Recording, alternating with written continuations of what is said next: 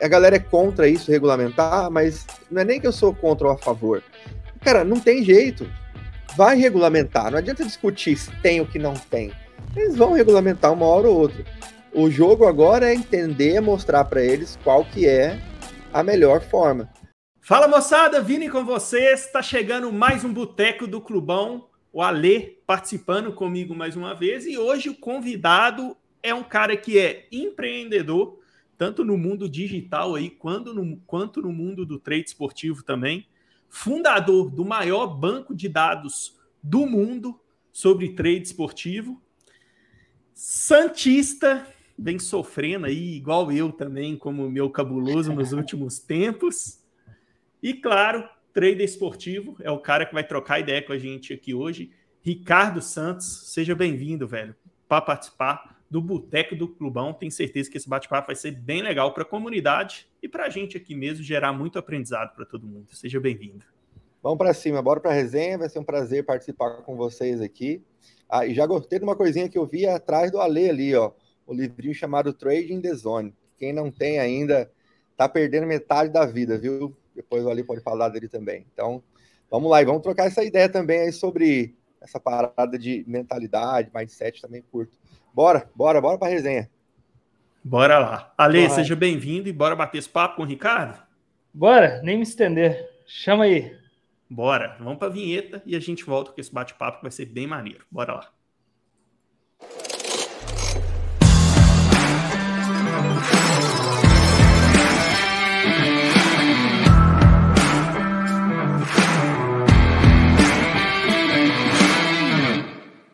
Bora lá então, meus queridos, vamos entrar nessa conversa aqui com o Ricardo e começar do início, né, Ricardo? Primeiro vamos entender um pouquinho aí da sua história. Eu até vi um podcast seu lá com o Edivan, achei bem legal e eu queria abrir esse bate-papo aqui e começar falando um pouquinho do que eu vi você falando lá, sobre ser empreendedor desde criança, né, cara? Vi que até você vendia bombom ali, fazia alguns doces para vender na rua. Então, eu queria começar falando disso, você contar um pouquinho disso pra gente e o que você acha que isso interferiu, cara, nessa sua veia de empreendedor, também nesse nosso mercado do trade esportivo, que é uma das grandes qualidades que você também, essa parte de ser bom vendedor também desse nosso mundo do trade esportivo, cara. Cara, eu acho que nascer pobre é uma grande vantagem. As pessoas podem achar que não. Mas eu dei um significado diferente por ter nascido pobre.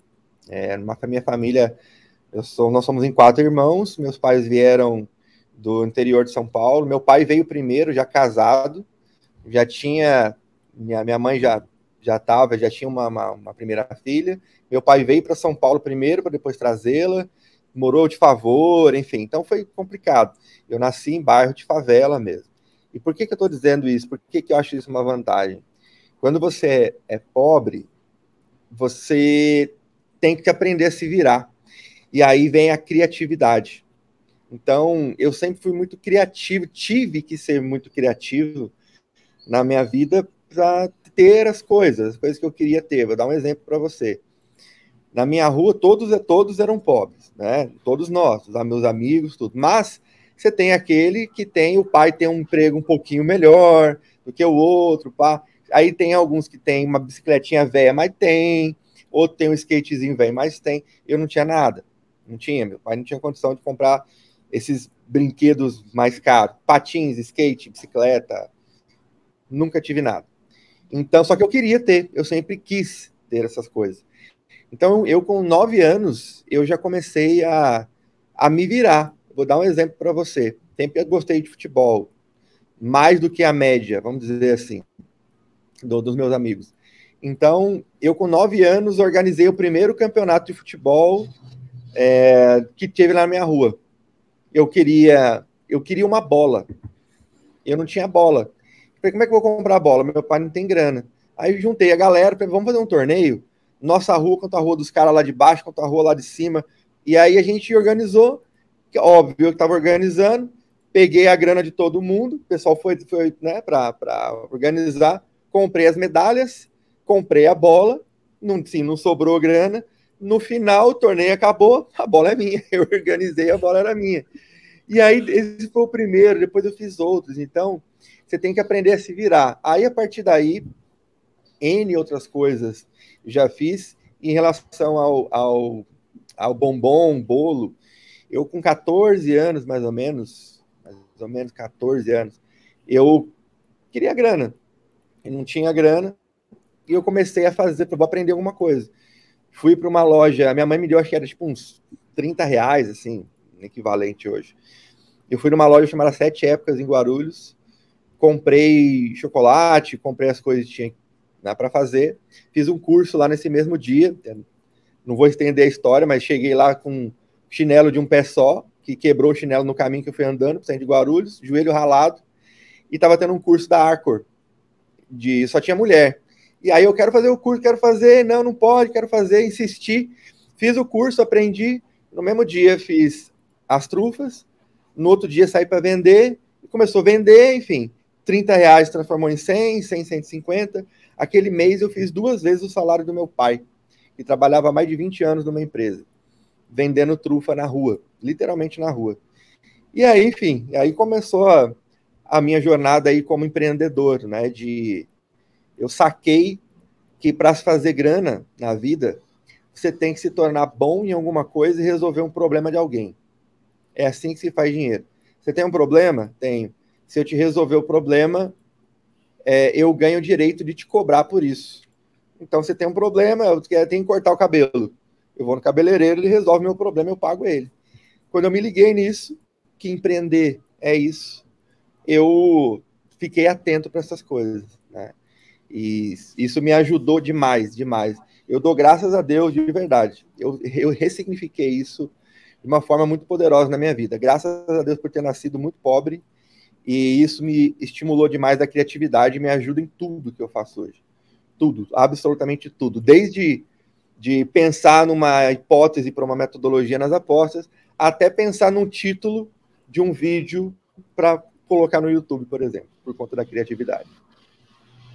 Cara, é legal demais ver você falando isso, porque bateu até um TBT aqui também, sabe? Eu também tenho uma história dessa de torneio ali no meu bairro, de julgar, montar. Lembro que a gente fazia uns golzinhos, sabe aquele saco de sacolão, todo traçado? Aquilo ali era a rede dos golzinhos de madeira que a gente fazia os campeonatos na rua. Eu tenho uma história bem parecida também com essa questão de comprar as medalhas, enfim. Organizar a estrutura ali para a gente ter esse campeonatinho ali no bairro. Eu também fui sempre muito participativo e bem líder nessa questão ali dessas brincadeiras no bairro. Então, eu acho que é coisas que vêm da gente, assim, desde pequeno, né? E, cara, também ver essa história sua como já empreendedor ali desde criança, ela te traz uma vantagem que, para alguns, isso pode enxergar um grande mérito e uma grande vantagem, e é assim que eu enxergo, que é sobre a parte de ser bom vendedor, cara. E isso, na galera no geral, na vida no geral, o vendedor em si sempre foi muito hostilizado, vamos dizer assim, né? Não era uma profissão muito valorizada e tal, e ao longo do tempo, a gente foi vendo aí pessoas de sucesso, como, por exemplo, um dos grandes aí, aquele que era dono até de um time lá dos Estados Unidos, eu esqueci o nome dele agora. Flávio Augusto. Flávio Augusto, exatamente. Então, eu acompanho muitos conteúdos dele e ele passa muito isso, né? Da hostilização que teve os vendedores, menosprezados muitas vezes, e o quanto a gente precisa ser bom vendedor na vida, né, cara? Mesmo que você seja, por exemplo, um funcionário, alguma coisa, você precisa vender o seu peixe para você conseguir um bom emprego. Enfim, a gente tem que ser bom vendedor para tudo. E nesse meio do trade esportivo, Ricardo, você já foi muito questionado sobre isso, por conseguir vender bem os produtos, as ferramentas que você tem, os seus conteúdos. E eu confesso que, na minha opinião, isso é uma grande qualidade sua, mas você já foi muito mal visto na comunidade por isso. Já ouvi alguns comentários em relação a isso, ruim por sua parte, por conta de ser um bom vendedor. O que você acha disso, cara? Dessa questão de ser bom vendedor e essa questão de ser, às vezes, já ter sido hostilizado ou mal visto por outras pessoas nesse quesito? Cara, tem uma coisa que chama assim, teste do tempo. Tem um autor chamado Nicolas Nassim Taleb. Ele tem alguns livros. Tem o livro Iludidos pelo Acaso, A Lógica do Cisne Negro, Skin the Game. E ele tem em um dos seus livros, ele fala de um lugar que ele frequentava que tinha esses shows de stand-up. Stand-up, o cara vai lá, sobe, tem um bar, sobe ali, pega o microfone e começa a contar piadas ali, pá. E ele dizia que ia para aquele lugar e passava o tempo, ele voltava, tinha outras pessoas. Aí passava um tempo, ele voltava, tinha outras pessoas. E aí ele começou a se questionar, cara, cadê aquele cara que eu vim aqui? Esse cara não tá aí mais? E aí o dono do bar dizia para ele, não, os caras eram ruins. Quando o cara é ruim, ele não consegue prosperar, ele não tem sucesso. Então ele criou um viés lá que ele chamou, que é o teste do tempo. Quando o que você faz é bom, aliás, vou reformular. Quando você vê que tem alguém fazendo uma coisa há muito tempo, é porque o que essa pessoa faz é válido, é bom. Então, a primeira forma que eu tenho de lidar com isso é: eu ainda estou aqui, né? Criamos uma das maiores comunidades do mundo hoje, a pós-esportiva. Então, é porque o que a gente faz é bom. Então, é a primeira coisa. E uma outra coisa que a galera, eu digo a galera, né, na internet, no geral, o nosso público, o público que trabalha com a pós-esportiva, a maioria é um pessoal que, infelizmente, tem gente que fica brava quando eu digo isso, mas é real, eu conheço as pessoas. 80% do nosso público é um pessoal de difícil, pessoal que não quer estudar. É uma galera que vem já com uma mentalidade ruim, uma mentalidade de coisa fácil, uma mentalidade de eu vou abandonar meu patrão, vou ficar em casa de bermuda, assistir um jogo de futebol e fazer grana. Então, essa galera que já tem essa mentalidade, qualquer coisa que você disser para ele de instrução, vamos estudar, a gente precisa de treinamento, a gente precisa acessar a tecnologia. Esse cara não está nessa mesma vibe e já começa a te hostilizar. Ah, porque os caras não fazem grana com aposta, os caras fazem grana vendendo isso, vendendo aquilo outro. É uma mentalidade de pobreza muito grande que vai só deixar as pessoas mais pobres. Né? Então, eu tenho uma coisa bem clara assim, cara, comigo. Eu não sou... nunca fui escravinho, né? Eu digo assim, escravinho de ninguém. De fazer as coisas para você, deixar de estar com a minha esposa, com a minha família, com meus amigos, deixar de fazer o meu trabalho para ajudar você em alguma coisa e de fazer isso de graça. Óbvio que não, tudo é um trabalho. E a gente criou uma comunidade. A gente criou uma comunidade hoje, que o Vini faz parte dela. É uma comunidade que tudo é muito caro. A galera não tem noção. Por exemplo, só para manter hoje uma estrutura de banco de dados, de scouts, acessando os scouts em tempo real que estão em campo, que são os mesmos dados que as casas acessam. Isso custa aí quase 2 milhões de reais por ano. Eu não tenho como pagar isso sozinho para eu acessar. Então nós criamos uma comunidade, fala, cara, você quer usar? Quero. Então vamos juntar todo mundo, vamos bancar, que aí todo mundo acessa, scanner, todo mundo acessa um banco de dados, e todo mundo acessa por um valorzinho ridículo, né? E aí todo mundo consegue acessar a estrutura. Então eu penso sobre isso, que é uma hipocrisia muito grande, ou uma burrice mesmo muito grande, de qualquer pessoa que critica alguém, um empresário da área, um cara que critica o fulano tem um software, fulano tem um treinamento, fulano é afiliado da Betfair, fulano é afiliado da casa não sei das quantas, assim, pá. É um trabalho, cara. É um trabalho. E quem não está fazendo, quem é bom em fazer alguma coisa e não está fazendo essa coisa, tá deixando dinheiro na mesa por ficar ouvindo pitaco de pessoas que não tem nada a ver com a tua vida. Para deixar um conselho para a galera, sai um pouco das áreas que você vamos colocar assim, meio burrão, porque tem áreas da vida que você é meio burrão, né? Você não vai bem. E tem outras áreas que você é bom. Começa a ficar mais tempo fazendo aquilo que você é bom. E quando você faz aquilo que você é bom, você aprende a resolver problemas das pessoas nessa área. E aí você é recompensado financeiramente por isso. Então, é isso. Eu tenho muita coisa para fazer na vida ainda, cara. Eu tenho um amigo que faz thumbnails, pra você ter ideia. Thumbnails, capinhas de YouTube. Sim. E tudo. E ele faz isso muito bem, muito bem. Falei, cara, por que você não tá vendendo isso? Ah, mas não sei. Falei, não, mano, você é bom em fazer isso. Eu não sei fazer. Tem um monte de gente que não sabe fazer. Você sabe. Vai lá e vende. Então, mentalidade, cara. Mentalidade pobre vai trabalhar para os outros pelo resto da vida para realizar o sonho dos outros. Quem tem a mentalidade rica vai imediatamente, após ouvir o que eu falei, comprar um livro ou fazer algum treinamento de vendas. Ou vai ficar criticando, enchendo o saco dos outros o resto da vida.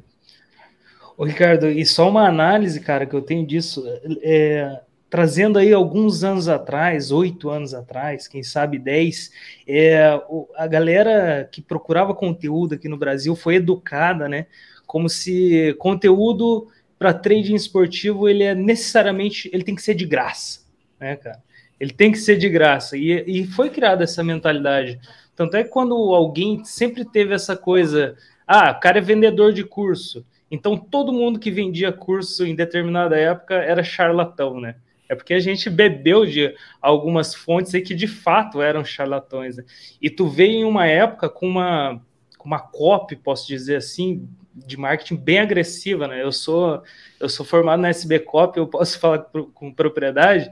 Cara, você chegava com o pé no peito, assim, e daí todo mundo, pô, cara, esse cara só pode ser charlatão. Esse cara aqui não é bom. Por quê? Porque vinha com marketing agressivo, só que por trás vendia o peixe, mas você tinha um conteúdo já, né? E eu acho que o seu conteúdo, suas ferramentas, ao longo desse tempo, elas foram evoluindo também, né? Então, hoje em dia, você consegue, talvez, não ter que ter aquela cópia agressiva que você já teve tanto tempo atrás, e hoje em dia você consegue que as pessoas conheçam o seu trabalho pela evolução que você teve também como trader e como empresário, dono de ferramentas, enfim, que produziu ferramentas interessantes para a comunidade, né, velho?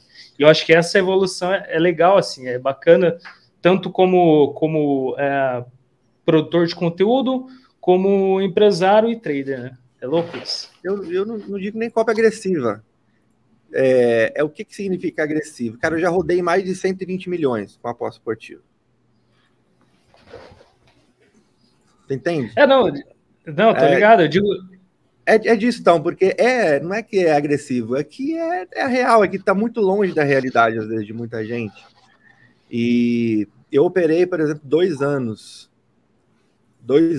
praticamente compartilhando o resultado todos os dias com a galera. Nesses 2 anos, teve meses que a gente fechou com mais de 300 mil reais, aberto, assim, com a galera. Então, tem coisas que a galera, quem chega agora, né, às vezes fica, porra, como assim? Mas lá atrás, como não tinha ainda muita gente falando sobre isso, porra, fazer dinheiro com futebol, mano. Como assim? Né? Então, agressivo, cara, eu não sei se era cópia agressiva. Você precisa, hoje, por exemplo, eu falo pra galera, mano, eu preciso, quanto mais pessoas forem membros da nossa comunidade, melhor. Eu tô fazendo um sistema pré-live agora, só esse sistema pré-live vai custar mais ou menos 600 mil reais. Só o sistema pré-live. A gente só consegue fazer isso porque tem a galera na comunidade. Quanto mais gente tiver, mais coisa pica, foda a gente consegue fazer para todo mundo usar. Enfim. Mas rolou de tudo no passado. Rolou ego de todo mundo, rolou inveja de todo mundo. O passado, eu diria para você que de 2013 a 2016, mais ou menos, para produtores de conteúdo das antigas, é um período a ser esquecido, vamos dizer assim. Boa. Cara, e é legal você falar disso, Ricardo, porque eu já até falei isso com o Ricardo no privado antes, e eu vou falar aqui que eu acho legal, né? Eu comentei até no boteco que eu fiz com o William ali, e eu acho legal dizer isso. A gente quando erra, é legal ser dito, e como eu já errei, se eu não me engano, eu já dei comentário ruim a respeito do Ricardo lá no programa que a gente tinha de podcast do... Como é que chamava ali? Do Undercast TV. Um cara perguntou assim, esse método que você faz aí é cachorro louco e tal. Eu falei, que cachorro louco, velho? Nem sei o que é cachorro louco e tal. E falou do Ricardo. Eu falei, velho, nem sei quem que é Ricardo. Eu falei alguma coisa nesse sentido, sabe? E eu lembro que na época eu cresci como trader, cara, com um mundinho bem fechado. E você falou isso de questão de ego, da nossa parte de criador de conteúdo. Eu acho que isso foi uma das coisas, e é ainda talvez uma das coisas que atrapalha o desenvolvimento da comunidade como um todo. E eu passei por isso com o Ricardo. Falando aqui, eu convivi com algumas pessoas que, cara, falava muito mal do Ricardo, sempre assim, no meu ouvido. Sempre falava mal, e eu fui formando uma opinião sem sequer conhecer o Ricardo, sem conhecer o conteúdo dele, sem conhecer as coisas que você falava. O Ale falou ali a questão de marketing agressivo. O que é um marketing agressivo, cara? É você falar a verdade do que você pode entregar e que as pessoas acham que aquilo é um mundo muito distante do que ela está acostumada a ver? Isso pode ser um marketing agressivo para algumas pessoas que talvez, né? Não que necessariamente ser agressivo seja ruim, tá ligado? Sim. É isso que eu quero dizer, né? A agressividade, ela vai tentar entregar para o máximo de pessoas possível e vai com uma promessa boa, né? E essa promessa não necessariamente ela é uma mentira, tá ligado? Então acabou... um negócio de... Imagina só que você é um cara que tem, sei lá, você é coaching de relacionamento, por exemplo. Você ajuda casais que estão com problemas a se entenderem, ajustar o seu ambiente e tudo. Imagina que você é foda nisso, é bom esse negócio. É bom mesmo. Só que você é um bosta em marketing. Você é bom profissional, mas no marketing você é ruim, você é fraco. Eu chamo essas pessoas de irresponsáveis. Sabe por quê? Porque tem casais se separando porque você não fez seu trabalho. Porque se não puder falar essa palavra, vocês cortam depois. É porque você foi cuzão e não aprendeu a divulgar aquilo que você é bom em fazer. Então, tem pessoas, cara, que têm um talento, tem um conteúdo muito bom em alguma coisa. Um médico, às vezes, o cara é incrível, sei lá, um médico dermatologista. O cara é bom. Só que tem um marketing que é um lixo. Aí vem um médico bem sem vergonha, meia boca, só que o cara é pica no marketing. Esse cara vai crescer, vai participar de programa de televisão, vai escrever livro, que não sei o quê, mas ele é um bosta, é fraco. E o cara que é bom de verdade, por não ter um bom marketing, ele se lasca. Eu acho isso uma tremenda burrice, assim. É uma burrice. E esse cara, quando chegar lá estiver perto da morte, ele vai olhar para trás, vai falar assim, nossa, eu não cumpri minha missão porque eu fiquei ouvindo as outras pessoas querendo modelar a minha vida, o que eu posso fazer, o que eu não posso, o que tipo de marketing eu podia fazer, que marketing eu não podia fazer. Então, mano, a palavra certa que eu uso para isso, eu quero que se foda. Essa é real. Eu tenho uma missão, cara, um trabalho, e deixando toda a modéstia de lado, assim, de verdade, o trabalho que a gente faz aqui é do caralho, mano. É muito bom mesmo. O time é muito bom, o conteúdo é muito bom. Então, a quantidade de pessoas que eu vejo fazendo merda com a pós-esportiva aí, uma merda grande, assim, a galera tentando acertar resultado, fazendo trade aleatório, 90% ou mais não tem a mínima ideia do que é valor esperado positivo. Lei, vocês sabem disso, vocês fazem trade. Fala, tentar explicar o que é lei para um indivíduo que opera na 365. Trader. Trader da 365. Trader da 365. É difícil, então não tem outra alternativa a não ser você estar exposto o tempo todo falando sobre isso, fala sobre isso, e seja o mais, se essa é a palavra, agressivo possível, porque se você tem um conteúdo que é bom, e se de fato vai ajudar, então comunica. Né? Então, grandes pessoas, de grandes homens e mulheres de sucesso na vida, só tem sucesso porque hoje você conhece eles. Aliás, só tem não. Tiveram sucesso e hoje a gente conhece. E a gente só conhece por conta de comunicar o trabalho. Então, não tem jeito. Ô, Ricardo, cara, vamos entrar então no papo que interessa e vamos falar de mercado. Deixa eu só completar aqui, Ale, só para falar aquilo que eu estava falando, só para completar aqui rapidinho é o seguinte. Então, eu tinha sim essa certa rejeição, vamos dizer assim, entre aspas, aos conteúdos do Ricardo, mas sem conhecer, cara. De tudo que eu ouvia falar de pessoas que conviviam comigo. Aí eu comecei a conviver com um cara que eu gosto dele muito hoje, que chama Ivo Maia. Você conhece, o Ivo é um cara que consome muito seus conteúdos. E eu comecei a trocar ideia com o Ivo, eu só vejo o Ivo falando bem do Ricardo, tudo diferente daquilo que eu ouvia de outras pessoas. Falei, velho, eu tô errado, eu tenho que conhecer de fato os conteúdos do Ricardo e ver o que ele entrega. Eu tinha uma opinião formada sem sequer conhecer, velho. E esse foi um grande erro, é um grande erro nosso que a gente comete na vida, quando a gente forma opinião sem saber o que se passa daquilo, né? E aí, cara, eu fui começar a olhar os seus conteúdos e falei, caralho, velho, olha essas ferramentas aqui que o cara entrega. E acabei adquirindo e entrando para a comunidade, igual o Ricardo falou ali.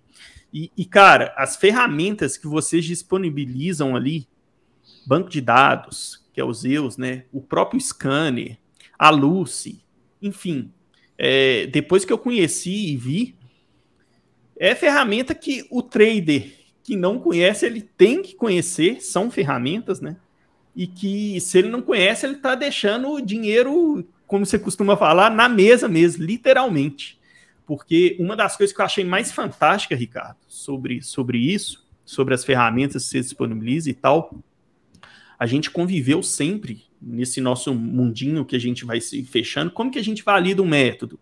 Coloca pouco dinheiro, pega uma hipótese, testa essa hipótese, vai criando critérios ali em cima da leitura de jogo visual, vai testando com pouco dinheiro, vai vendo o que funciona e o que não funciona, para você ter lá na frente uma ideia dos resultados que você pode obter com aquilo. E aí a primeira visão que eu tive das ferramentas de vocês ali, que eu fui primeira coisa a ver, foi o Zeus, né? Que é o banco de dados e tal. E cara, quando eu vi aquilo ali, você teve essa previsibilidade antes mesmo de você clicar no mercado, ou seja, você perder todo esse tempo. Quanto tempo a gente perdeu? Eu falo por mim, né? Eu perdi testando algo com pouquinho dinheiro até ver daqui meses, talvez anos, se lá na frente aquilo pode dar bom ou não.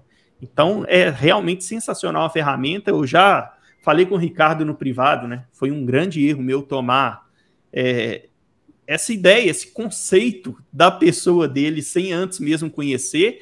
E eu sei que eu tenho conhecidos e amigos que talvez tinham essa mesma ideia, e se não conhecer, cara, vai estar perdendo tempo igual eu perdi. Então tem que conhecer as ferramentas e o conteúdo também. O conteúdo que eles fornecem lá dentro, para mim, cara, já estou no mercado há um bom tempo. Cara, é só conteúdo que me agregou bastante ali, mas é assim, muito mesmo. Então é um nível de pessoas ali, e eu queria até que você falasse sobre isso também, cara. Você tem um nível de equipe muito legal ali. Você tem pessoas ali realmente muito bem capacitadas que estão ao seu lado, que, cara, me agregou demais, e eu tenho certeza que agrega muito para a galera ali toda, né? Tem o próprio Cezão, que esteve aqui no clube com a gente, que tem uma história de vida bem legal. Tem o Gemerson, que é um cara fantástico também, e talvez na parte de bot, né, seja o cara um dos melhores caras que a gente tem aí na comunidade de levar um conteúdo a sério com bot, né? E mostrar realmente algo que funciona. E o Adriano, né, cara? Um cientista de dados ali que me mostrou outra visão, assim, do que eu estava acostumado a ver de trade. Então, até te perguntando sobre isso também, como que foi montada essa equipe sua de trabalho, cara? Você encontrou esses caras realmente diferenciados, que tem realmente muito valor a agregar junto com você? Energia, cara. Os semelhante atrai semelhante. É uma regra da biologia. É energia, é conexão. Muitas pessoas, durante esse tempo aí, tentaram se aproximar. Muita gente mesmo. E alguns ficam. Outros chegam e não ficam e vão embora. E tem algumas pessoas que chegam e ficam porque gera uma conexão. O Gemerson, todos foram, em algum momento, alunos, né? Nós fizemos alguma mentoria juntos, alguma coisa do tipo. Tanto o Gemerson quanto o César, o Adriano. E, cara, se for considerar assim, todo mundo que já estudou aqui com a gente, acho que já foram mais de 80 mil alunos. É muita gente. Mas algumas pessoas, você percebe que tem uma conexão diferente, não é só conteúdo técnico, é a honestidade, é o senso de propósito, de missão, de fazer o que está fazendo, é a dedicação full time no negócio. E aí você vai se conectando, e essas conexões não foram assim. O Gemerson, por exemplo, a gente fez uma 2017, eu acho, final de 2017, eu fiz um evento e o cara já falava de automação, tudo. Chamei ele para palestrar, só que foi uma palestra, só que a gente não fez parceria ali, ele fez uma palestra. Depois ele continuou um trabalho, foi fazendo um trabalho. Aí chega uma hora que a gente está trabalhando junto, porque a gente está alinhado. O César, em 2018, nesse mesmo evento aí, em 2017, o César estava carregando galão de água nas costas. Porque ele me ligou. A história do César é foda, mano. A esposa dele me ligou. Falou, cara, meu marido já jogou futebol com o Falcão, com o Manuel Tobias, os caras pica. E ele gosta muito do seu conteúdo, tudo, a gente não tem como pagar. Agora, você consegue parcelar para mim no boleto? Eu falei, não, vamos, tipo, esquece isso, vamos fazer. E aí comecei a fazer mentoria com ele, e o César, quando eu fiz o evento, ele falou, mano, deixa eu ir lá para ajudar. Tipo, só para retribuir, para ajudar, carregando um galão de água nas costas para servir a galera do evento. Num outro evento que a gente fez, ele também foi para ajudar, para servir. E uma hora ele me parou no corredor, esse foi em 2018, eu acho. Ele parou e falou assim, mano, como é que eu faço para subir lá no palco? Aí eu falei para ele bem assim, primeiro você tem que ser foda, como trader. Aí ele falou assim, tá, e de que tipo de trader? Eu falei assim, mano, eu sou um bosta em over. Eu não opero over, eu opero match odds. Eu preciso de um cara pica em over. Cara, eu tava saindo para subir no palco atrasado. Ele segurou no meu braço e falou assim, ó, me dá 1 ano. Em 1 ano, pouca gente no Brasil vai ser tão pick over quanto eu. Falei, tá bom. Mas tá bom, esqueci, subi, fiz o evento e de boa. E passou esse tempo.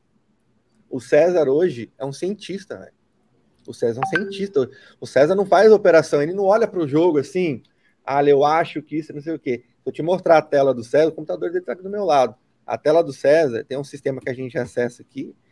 O nível de aprofundamento de dados que o César acessa, a galera olhar e falar assim, mano, como assim? Não sei nem o que significa isso aqui. O César é um cientista. Ele se tornou, de fato, um dos maiores especialistas em gols que eu conheço. Então, e se conectou. Então, é assim, o time foi formando, se conectando. O Adriano, você já identifica o cara que é diferente desde o início. O Adriano, ele contratou uma mentoria. Na hora que eu percebi, falei, peraí, eu preciso fazer mentoria com esse cara. Ele é muito foda. Então, ele é punter, né? Eu sou trader, o Adriano é punter. E ele escolheu o caminho como punter. O que o Adriano faz no mercado é completamente diferente do que qualquer outro punter que você conhece. Todo punter trabalha com precificação, né? Ou trabalha com linha de abertura, linha de fecho, pegando a simetria de informação aqui no meio do caminho. O Adriano cagou para linha de abertura, ele vai trabalhar, ele espera o mercado se definir, e depois que o mercado se definiu, ele tem modelos estatísticos que ele cria ali que são absurdos, cara, assim, é sério. O Adriano está sempre 3 passos à frente da Terra em relação a... Ele ensina você uma coisa que ele já validou. Quando você olha aquilo e você fala, caralho, que bagulho louco, ele já está 2 passos à frente. Ele já está vendo outras coisas lá na frente. É muito louco. O Adriano é gênio, ele é um cara gênio, é um tipo de pessoa que é difícil conversar com o Adriano. Ele tem que baixar o nível, é sério isso, eu sei que parece exagero, mas não é. Ele tem que baixar o nível intelectual dele, cognitivo, para conversar com o resto da Terra, porque senão fica chato. Senão você não consegue conversar com ele de tão genial que ele é. E a gente foi juntando esses caras aqui e todo mundo dá a sua contribuição, né, para trabalhar. E eu acho isso mó barato, cara, mó barato. Mas é conexão. Primeiro, não é só uma coisa técnica. É conexão primeiro em propósito, cara, em missão. Eu quero fazer isso aqui. E depois, tecnicamente, qualquer pessoa que estudar, se dedicar, se desenrolar, desenvolver, vai. Agora, tem cara que é bom. Tem cara que já se aproximou da gente que é bom, tecnicamente. Bom mesmo. Não ficou. Por quê? Porque não está alinhado com valores e princípios que a gente tem aqui. Vou falar uma coisa para vocês aqui. Quando a gente faz reunião, final de ano, para analisar empresa, analisar como é que as coisas estão, tudo, eu sempre digo para as pessoas a mesma coisa. Tirando as meninas do suporte e tirando vírgula, porque a Jennifer também opera, a Jennifer tem bots, que é responsável pelo suporte, todo mundo do time técnico tem que fazer trade. O Luiz tá ali que cuida da nossa parte de audiovisual, o Luiz é trader. Ele conhece o mercado, ele está trabalhando no mercado. O Luiz é o mais novo que trabalha com a gente. Mas a gente tem que estar no mercado operando, fazendo grana no mercado. Operando, porque tudo que a gente constrói, se eu construir um software e eu não for trader, software não vai servir para mim. Como é que eu vou saber que aqui é a necessidade do Alê para fazer uma análise pré-live se eu não faço análise pré-live? Então, tudo que a gente faz é de trader para trader, de apostador para apostador. O dia que eu perder isso aqui, o dia que eu não operar mais e só ficar desenvolvendo software, a Full Trader morre. Porque o nosso alinhamento é esse, faz parte da nossa missão. Sermos apostadores, operarmos no mercado e criarmos soluções tecnológicas para facilitar a nossa vida, primeiro. Aí depois facilitou a nossa vida, sim. Aí a gente coloca na comunidade para que todo mundo use também. Show de bola. Ali, você queria perguntar alguma coisa, falar alguma coisa? Fica à vontade aí, velho. Cara, parece que eu tô meio saudosista, mas eu tenho curiosidades quanto a umas coisas para trás, Ricardo. Eu queria saber, cara, por que você começou com dados? Eu acho que você é o primeiro cara que eu ouvi falar de trader que trabalha tão aprofundado com dados. Lá atrás, o trader brasileiro bebeu muito da escola portuguesa, né? Que é a escola de scalping e escola de leitura mercado, de jogo. Né? Mercado, scalping e leitura de jogo. E você, desde sempre, desde quando a gente ouve falar sobre você traz esse conceito. Da onde surgiu isso para você aplicar? Eu acho que você é inovador nesse sentido. A treta toda começou aí. Toda a treta vem daí, né? Exatamente. Para isso, a galera que tá chegando agora não tem noção, né? Mas lá atrás, hoje eu não tenho problema nenhum em falar nisso e falar até alguns nomes em relação a isso, porque a gente já conversou, a gente já... Tá tudo em ordem. Mas lá atrás ninguém sabia nada, ninguém. A gente fazia conteúdo, mas era todo mundo tentando se ajudar. Pra você ter ideia, quando o meu primeiro vídeo, não sei se foi o primeiro, mas um dos primeiros, com certeza, vídeos que eu vi na internet, no YouTube sobre apostas, era do Netuno. E o Netuno tinha, 800 seguidores. Não tinha ninguém. O Clube da Aposta eu acho que era o maior canal que tinha na época. Tinha 12 mil, 8 mil seguidores. Era uma coisa assim. E tinha bastante conteúdo. E aí tinha alguns fóruns portugueses, aquela coisa toda. E eu conheci a aposta esportiva, através do poker. Eu sou apaixonado por poker. Eu amo, tem uma mesa de poker. Mandei fazer uma mesa de poker customizada para mim. Eu sou apaixonado, acho muito louco. Tem fichas que a gente tem lá, tá tudo customizado. Eu jogava poker. E aí, no meio dos fóruns, da galera falando de poker, o pessoal começou a falar de aposta. Pô, os caras estão aposta de futebol, eu falei, como assim? Aí eu comecei a ver, buscar informação, pá. E aí conheci a Betfair, e eu nunca fui para casas tradicionais, eu sempre fui para o trade, né? E aí o que aconteceu? Por que eu comecei essa parte de dados? Primeiro que eu comecei a ficar incomodado com os achismos da época. Era muito vídeo de todo mundo que colocava, que era vídeos assim. Tinha um cara, esse cara acho que ele me odeia até hoje, eu não vou falar o nome dele aqui, que ele deve estar por aí ainda, mas ele é pouco conhecido, tá? E ele tinha uma metodologia que ele era tipo assim, ó, se um jogo tiver o time da casa mais de tantos jogos com gols, você coloca uma marcação, uma estrelinha. Se tiver um outro time visitante, tiver tantos jogos, você coloca outro. Se o campeonato for X, você coloca outra pontuação. E se tudo bater, você opera over. Aí eu falei, tá bom. Essa foi eu juro para você, essa foi minha primeira questionamento. Falei, tá. E se eu fizer isso daí, eu vou fazer grana? Qual a previsibilidade que eu tenho por detrás disso? Não tinha. Aí eu comecei a perguntar. Falei, cara, qual que é o padrão esperado disso? Que se chamava win rate, que eu nem sabia desse nome na época ainda. E aí eu comecei e os caras começaram a me xingar mesmo, de xingar pesado, porque eu estava questionando, queria o teu método, para de questionar o método dos outros. Falei, cara, eu não estou questionando, estou vendo um vídeo seu falando sobre isso, eu quero saber se eu aplicar isso aqui, qual a previsibilidade que eu tenho. E ninguém tinha. E aí eu comecei a fazer o quê, cara? Eu comecei a pegar métodos que a galera fazia, e aí eu fiz meu primeiro vídeo no YouTube. Infelizmente o YouTube apagou. A galera das antigas, vocês perderam o canal, vocês sabem. Eu perdi mais de 800 vídeos que estavam no YouTube, inclusive este primeiro.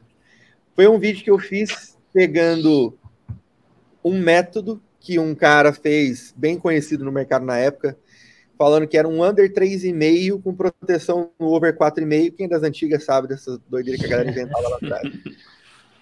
E falando que o método era pica, que não sei o que, e pá. Falei, tá bom, eu quero fazer dinheiro com isso aqui.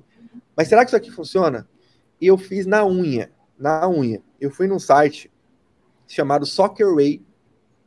Nem sei se esse site existe mais ainda. O Soccerway, que a galera usava muito nas antigas. E saí pegando os jogos de vários torneios. Eu peguei 6 ligas diferentes em 3 anos. Foram mais de 1.000 jogos. Peguei 6 campeonatos em 3 anos em cada um deles, jogo a jogo, analisando se eu tivesse feito aquela operação daquele under 3,5 com proteção no over, quanto que eu teria ganho, quanto que eu teria perdido, considerando a odd média que a gente tinha ali de cada um naqueles mercados, beleza. Mas um head grotesco, assim, um head fodido, que tivesse feito. Aí eu publiquei o vídeo. E aí começou a treta. Por quê? Porque um cara que, eu não falei o nome do cara, eu só falei, ó, este método aqui, vocês estão falando que é um método pica das galáxias, não funciona desse jeito. Tá aqui a prova. Aí eu mostrei a prova. Aí a galera começou embaixo perguntar de outros métodos. Aí eu comecei a fazer o mesmo vídeo de outros. LTD com proteção 0-0, 1-1, aquelas loucuras que a galera fazia no passado. E tudo dava ruim. Aí eu foi nesse momento que eu comecei a criar Esses vídeos, só rapidinho, esses vídeos que foram perdidos, que você perdeu? Isso, foram os primeiros vídeos do Que pena, eu queria assistir esses vídeos aí. Eles estavam no ar até 2018, eu acho. Até 2018 ficaram lá. Foram mais de 800 vídeos que o YouTube deletou. né? Por conta do BO que deu de aposta lá. E aí, isso começou a me trazer muita crítica. Mas muita, assim, ó, de forma... A galera veio pesada. Galera quem? Quem era apoiador... Segue o cara, né? E segue o cara. Pô, para de criticar o método dos outros e cria seus próprios métodos. Nada funciona para você, dá tudo errado. Falei, caralho, mas eu tô buscando os dados. Tô te provando. Não sou eu que tô falando. Eu tô falando, se você tivesse feito isso aqui nos últimos 3 anos, você tava fodido. E aí começou assim... Só que a ideia não era criticar, a ideia era eu queria fazer dinheiro. Só que eu não queria colocar meu dinheiro em qualquer lugar. Falei, eu quero saber se isso funciona. E aí eu comecei a perceber que o que tinha na época era tudo um monte de gente que achava um monte de coisa. Ninguém tinha validação de nada. Era um monte de achismo, era um monte de... eu acho que isso aqui é assim, eu acho que isso aqui é assim, cada um com a sua opinião. E ainda a ideia de que opinião é opinião, cada um tem a sua. E eu sou um crítico ferrenho disso. Sabe por quê? Toda opinião, ela é descomprometida do resultado. Opinião não tem comprometimento com o resultado. Porque se eu falo para você assim, Ale, match odds, operar na média de odd 2, eu acho melhor do que operar a 1,30. Mas é só minha opinião. Tipo assim, não estou comprometido com isso, é só uma opinião. Então, eu sempre fui muito avesso à opinião relacionado à aposta. Para mim, não existe opinião nas apostas esportivas. Existe método, existe padrão, e eu precisava encontrar esse negócio, e eu não sabia qual era. Eu não sei vocês, mas eu, no meu início de carreira, fiquei buscando pelo menos 1 ano por métodos infalíveis. Eu vou achar uma brecha no mercado, eu vou criar um método com 30 proteções para ganhar todas. Eu busquei isso aí tudo. Aí não funcionou, perdi tempo. E aí, para atalhar a história dos dados mais profissionalmente, eu era enfermeiro, trabalhava com saúde pública. E passei por um período meio que de burnout no trabalho, me trocaram de função, me colocaram numa área de programação.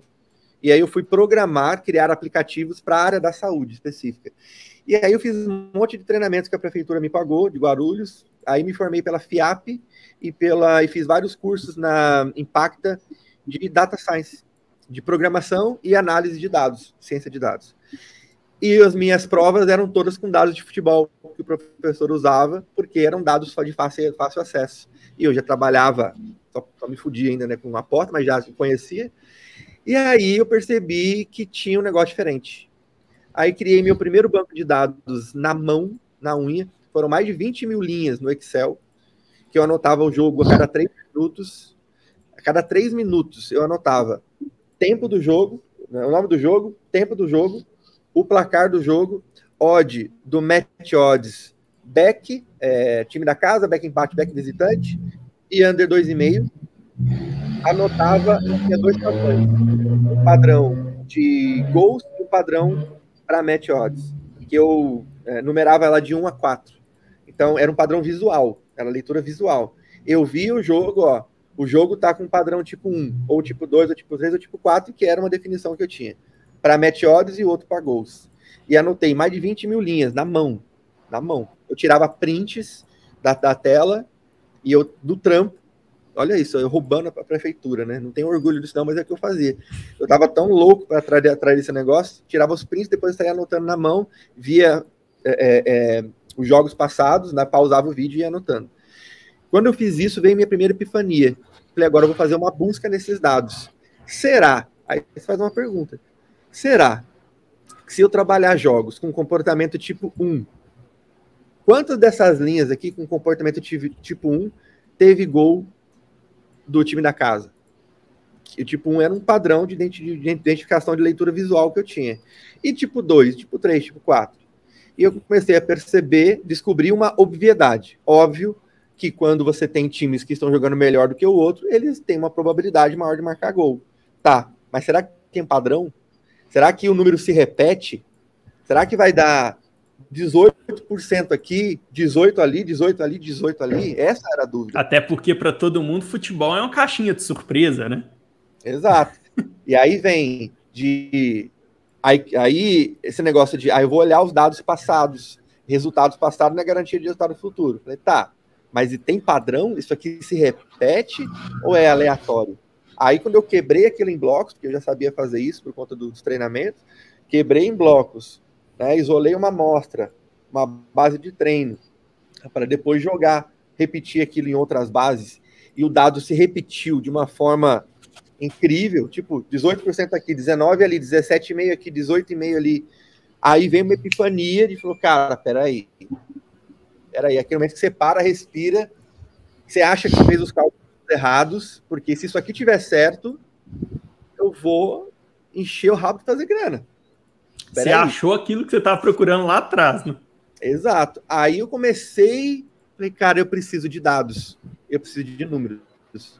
Aí a gente chegou a montar um banco de dados com uma galera, depois eu comprei dados da Opta, eu nunca me esqueço, paguei R$8.000 para comprar minha primeira base de dados da Opta, eram 8 competições. Comprei os dados, e aí fiz uma busca de dados de forma mais aprofundada, né, agora com dados mais profissionais, padrões se repetindo, padrões se repetindo, padrões se repetindo.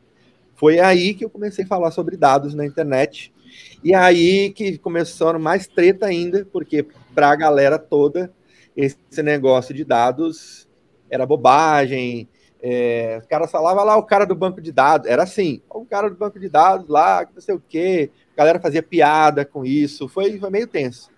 Mas eu sabia do que eu estava fazendo, e hoje é engraçado, porque hoje você vai falar de aposta, sem falar de dados, você não consegue se conectar, porque o nosso jogo é matemática, né, é probabilidade.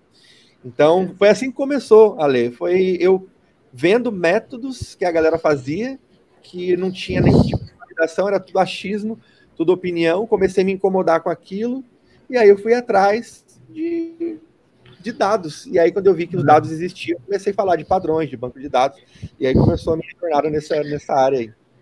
E é tão doido isso, né, Ricardo, porque quem vê hoje as ferramentas prontas, né, os scanner, não imagina que no começo era preenchendo linhas do Excel, né, cara? Teve um belo de um trampo por trás disso, né? E assim, e hoje em dia... De cadernos de time, eu tinha vários, sem zoeira, deve estar na casa da minha mãe ainda. Tem uns 20, que era cadernos com capa de time, caderno do Manchester City, do Liverpool, um monte de caderno, que eu anotava coisas ali para depois passar para a planilha, porque não tinha tempo de passar para a planilha direto. Então eu anotava nos cadernos, depois pegava do caderno para jogar para as planilhas. Era tenso, mano. Hoje a galera tem acesso a coisas que nós não tínhamos lá atrás, não. Hoje está facilitado o acesso. E assim, e é legal você ter falado também que hoje em dia é difícil dissociar as apostas de dados, né, cara? Porque o mercado ele vai cada vez mais se profissionalizando, cada vez ficando mais difícil. Não tanto quanto o mercado financeiro, por exemplo, que tem players gigantescos, mas hoje em dia já tem gente pesada trabalhando com muita grana, que a utilização de dados faz com que eles tomem atitudes mais certeiras, né? Que sejam mais recorrentes e deem grana a longo prazo, né? Então, acho que cada vez mais que aprofundar em dados, o mercado ele vai necessitar mais disso, e quem ficar para trás vai de fato ficar para trás e vai entregar dinheiro para essa galera, né, velho? Pô, legal demais. E é legal isso, Ale, que o Ricardo falou também da questão do que ele sofreu sobre isso. Cara, a gente tem um grupo de trabalho, o nosso Discord que a gente trabalha junto, Ricardo. Antes ele era focado só em under limit, tá? Que é o meu mercado principal, enfim. Mas ao longo do tempo a gente vai evoluindo, vai expandindo os métodos, enfim. Hoje a gente trabalha muita coisa lá. E aí, cara, tem pessoas ali que a gente trabalha junto, assim, de estar junto todo dia, mais tempo com eles do que com meu filho, com minha esposa, enfim. A gente se torna amigos mesmo, né?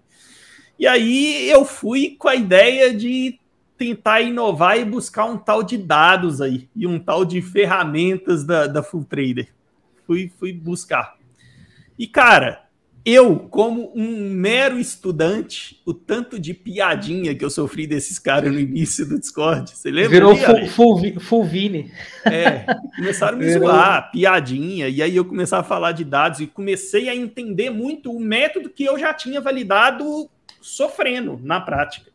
E eu comecei a entender aqueles números. Eu nunca fui um cara ligado para dados. Na verdade, Eu sempre, nunca dei ideia para isso.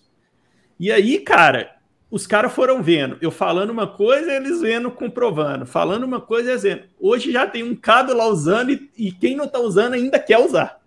A galera já tá usando lá também. Então foi legal isso e eu, assim, claro que eu não senti na pele, mas eu tenho a ideia do tanto que você deve ter realmente sofrido com isso. Mas é uma coisa de ego também, cara. Ego de todo mundo. Sim. Porque quando você... Ninguém foi preparado para se expor aqui. A gente tá aqui falando hoje. Pô, eu tô há mais de 10 anos aqui falando na internet. Mas no começo, você colocar sua cara na internet para falar alguma coisa e ser criticado, você não tá preparado para isso. A gente não tem formação para isso. A gente não é preparado na escola, nem em casa, para vir aqui, se expor, falar o que você pensa e vem a galera embaixo e pau, te detonar. E aí, no início, é difícil para todo mundo. Aí você tem grupos. Aí tem um grupo do Clube da Aposta. Aí um grupo da comunidade e tal. O grupo Full Trade. Aí todo mundo tem o seu próprio ego. De, cara, normal. Ah, o que a gente faz aqui no nosso grupo é melhor do que dos caras lá. Ah, do que os caras fazem lá? Não. E aí começou esses negocinhos. Ninguém preparado mentalmente para lidar com opinião adversa. E aí não importa. Tem uma coisa chamada viés do legitimidade do interlocutor. Isso aqui é uma loucura. Isso aqui vai dar o que eu vou falar vai dar um engajamento no vídeo de vocês agora. Quando você fala de Lula e Bolsonaro, a galera entra num viés enlouquecido. Tem um vídeo que os caras pegaram uma fala do Lula e colocaram na voz do Bolsonaro. Eu vi. Falando sobre, como é que ele falou? Foi graças a Deus que criou o Covid, que não sei o quê, né? Os caras pegaram lá o contexto e colocaram, mas na voz do Bolsonaro. E deixaram o cara que odeia o Bolsonaro ouvir. E aí, o que você acha? E as pessoas descendo cacete. Eu acho ridículo. Olha o que esse cara fala. E que não sei o quê. Quando eles descobriram que quem falou aquilo foi o Lula, eles... tem que ver a fonte. Não sei. Tem que ver o contexto. É uma doideira isso do ser humano, mano. A gente, nós somos enviesados a olhar para alguém e falar o que esse cara fala é uma bosta. Não importa, é ele que tá falando, não gosto dele. Quando um outro cara fala a mesma coisa, você olha só, ele tem razão. Mas caralho, foi a mesma coisa que o outro falou. A legitimidade do interlocutor. E é por isso que eu digo, criticar pessoas, quem critica pessoas são pessoas imbecis, mano. Nós somos imbecis quando a gente critica outra pessoa. Eu já fui várias vezes. A gente precisa aprender a criticar ideias. Tem um cara que desce o cacete nas apostas esportivas, o Wendel Carvalho. Ele fala mal, pá. Mas não é que ele fala mal. Ele tá vendendo o peixe dele porque ele quer levar a galera para comprar os treinamentos de empreendedorismo dele lá. Eu comprei. E sem total desconhecimento também, né? Do que ele tá falando. Mais ou menos. Ele tem desconhecimento, mas também ele é malandro no marketing. Ele é muito bom. Enviesado, né? Ele sabe que vai ter engajamento no negócio. Uhum. E ele faz justamente para atrair. Inclusive, eu conheço os caras que trabalham com o marketing dele. Ele faz isso para atrair as mulheres dos apostadores. Não é nem os apostadores. Ele faz para atrair as mulheres dos apostadores para que elas vão e comprem treinamentos, vão para o evento dele. Ele tem uma estratégia cabulosa. Só que eu comprei os treinamentos dele há muito tempo, antes de ele criticar a aposta. O conteúdo dele, do que ele se propõe, é muito bom. É muito bom mesmo. Só quando ele abre a boca para falar de aposta, fala bosta. Só que a galera olha para ele e fala, mano, esse cara é um bosta. Não, mano, o cara não é um bosta. Ele tem conteúdo que é muito bom e tem conteúdo que é uma bosta. A gente tem que aprender a analisar isso. Parar de olhar para alguém e falar, esse cara aí só fala merda. Não. Tem ideias dele que eu não concordo, que eu discordo. Tem ideias que eu concordo. E a gente cresce muito mais quando a gente discute ideias e não as pessoas. Tá? Então, mas quando entra o ego no meio do jogo, aí lascou tudo. Quando entra o ego, filho, aí a gente quer defender um ponto nosso e o outro abre a boca e você, não, é aquele cara tá falando, deve ser merda. E aí esse negócio vai durando anos, e aí todo mundo perde. Né? Então, eu aprendi, demorou, mas eu aprendi a lidar com isso, cara. Hoje eu aprendi a absorver conteúdos que vão me ajudar, que eu quero isso, que eu quero é crescer. Eu quero é crescer e fazer grana. É sério, eu quero crescer, fazer grana, ter uma vida pica, porque vai todo mundo pro saco. Eu digo isso aqui em todo lugar que eu vou. Vai todo mundo morrer, mano. A diferença vai estar escrito o quê lá na tua lápide? Lá no seu epitáfio, ali. Aqui jaz um cuzão que não fez porra nenhuma, ficou com medinho de fazer as coisas por causa de crítica dos outros, ou aqui jaz um cara que viveu uma vida, uma aventura, uma vida muito louca, foda, foi criticado pra caralho, mas também fez coisa pra caralho. E, viveu a vida, a melhor vida que pôde viver. Esse sou eu hoje, mano. No meu epitáfio vai estar escrito umas paradas muito loucas e de alguém que vive uma grande aventura. Então, você tem algo bom hoje? Eu não gosto do Vini. O Vini falou uma coisa que é foda. Vai me ajudar? Vai. Porra, vou pegar pra mim e vou tocar o terror nisso aqui. Esse negócio de nome, de método. O método falou cachorro louco. Que porra, eu tô operando que porra do cachorro louco. Não, o método aqui, eu tô operando isso aqui. A galera parece que é dona de umas coisas, né? Esse mercado é meu. Esse mercado... esse método aí é o método do fulano de tal. Que método fulano de tal, mano? No mercado não tem dono. Cada um faz o que quiser, dá o nome que quiser. Tem gente que gosta de dar nome, tem gente que gosta de dar nome. Então, esse é tudo ego. O ego tem um livro chamado O Ego Ego, Seu Pior Inimigo. É um livro incrível para ler. Não é fácil lidar com ego, mas ele arrebenta com a gente não souber lidar com ele. Show de bola, velho. Só para a gente fechar rapidinho aqui esse assunto de dados, cara, eu acho que é legal comentar isso até para a galera que não conhece ainda o sistema de banco de dados. E, Ricardo, eu falo isso aqui, eu já falei com os meninos lá, se tem uma coisa que eu quero agora, depois que eu conheci as ferramentas lá da Full Trader, é ajudar a vender a ferramenta. E a ideia aqui não é ganhar dinheiro por trás disso. Se for possível, melhor, né? Agora, a ideia cara, é igual você falou, a ferramenta, ela é tão fantástica, as ferramentas, né, que eu preciso ajudar que elas continuem no ar, porque eu preciso delas para trabalhar hoje também, e vou precisar para evoluir como trader. Então, por isso que eu tô nessa vibe aí nos últimos tempos, e por conta disso, eu acho que para eu continuar usando, elas vão ter que estar no ar, e se eu puder contribuir para elas ficarem no ar, eu vou fazer isso. E só para falar uma coisa que é legal, eu trabalho no mercado do Under Limit desde 2016, cara. Eu comprei o curso do clube. O curso do clube era... Tavares trabalhando no mercado Match Odds, eu falei, velho, eu já tinha uma ideia mais pro lado do Under. Eu falo, velho, eu vou pegar isso aqui que tá fazendo Match Odds, essa ideia de trabalho, scalpando, abrindo, fechando posição, e vou levar isso pro mercado que eu mais me identifico, que é o Under. E foi dali que eu comecei a tirar uma base de começar a trabalhar no Under. E não tinha conteúdo de Under, não tinha mesmo. E aí eu fui batendo murro na ponta de faca, foi indo, vendo o que funciona, não funciona, até eu chegar à seguinte conclusão. Cara, para eu conseguir ser lucrativo trabalhando no mercado do Under Limit, eu preciso que o jogo esteja, no mínimo, na pior das hipóteses, me pagando pelo menos 5% por minuto. Eu validei isso apanhando do mercado mesmo, trabalhando bem os jogos, trabalhando mal os jogos, eu fui vendo. E eu sempre entendi que aquilo era só a minha forma de trabalhar para me conseguir pegar a melhor movimentação do mercado, que é o que você hoje chama de assimetria, né? Eu tenho que trabalhar o under no mercado que está over, senão não tem espaço para eu trabalhar a variação do mercado.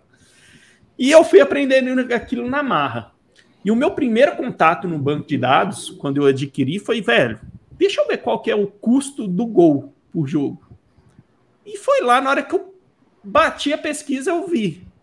Dependendo do campeonato, 2,5%, 3%, 3,5%, nessa faixa de variação ali do custo do gol, dependendo do time, dependendo do torneio, enfim.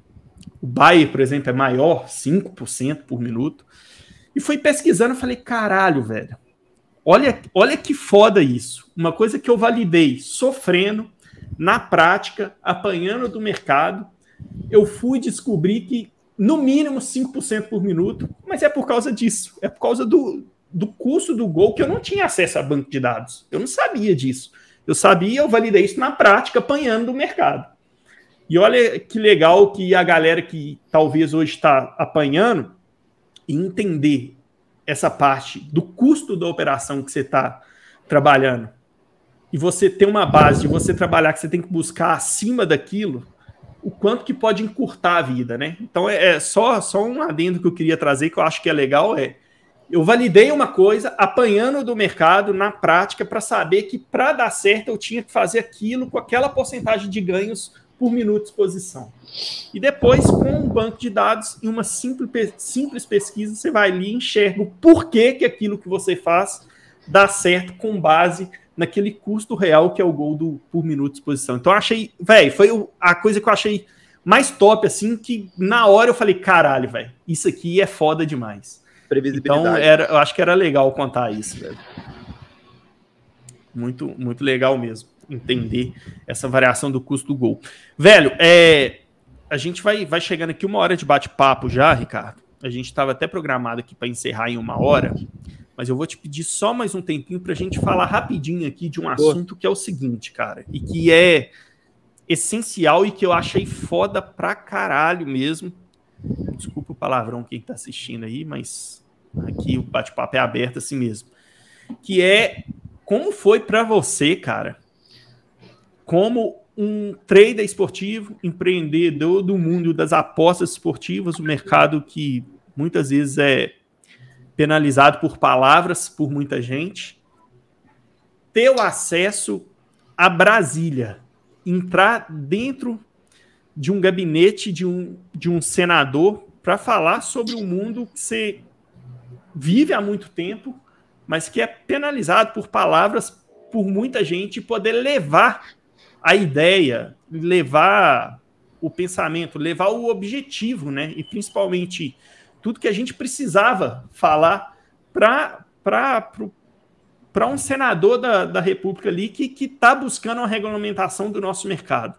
Como que foi, primeiro, isso para o seu ego, tá? Eu acho que é legal sim, eu acho que você deve ter algo para falar isso para a gente.